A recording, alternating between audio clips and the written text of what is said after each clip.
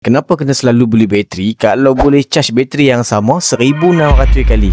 Boleh ke? Mesti ya boleh. Apa guna ni rechargeable lithium bateri daripada Imuto? Habis bateri, charge je balik. Tak payah nak ulang-ulang beli bateri. Untuk satu harga ni didatangkan dengan 8 biji bateri AAA ni dan juga charging case yang kita boleh simpan dan charging pada masa yang sama. Untuk setiap bateri ni, power dia 1.5 volt tau dan kapasiti dia 1300 mW per hour. Sebabkan dia lebih power daripada bateri yang biasa dekat luar tu. Ada indikator bateri dekat sini, so kita boleh tengok bateri yang mana yang dah penuh ataupun yang belum penuh lagi. Dan kita boleh charge 8 biji ni serentak. Dan untuk full charge ambil masa dalam 2 jam lebih macam tu je. Charging case ni dia ada perlindungan tau dari segi overcharge, overcurrent. Yang paling penting tu litar pintas. Dan bateri ni pun didesain dengan anti kebocoran. So kalau kita tak on lama pun dia tak leaking. So bagi aku bateri rechargeable macam ni macam satu pelaburan lah. So kita keluar modal awal tapi kita boleh jimat untuk jangka masa panjang. Okey, harga asal dia 100 lebih tau. Check dekat link. Kalau dapat harga bawah 100, grab tu, jangan tunggu lagi. Serius, memang berbaloi.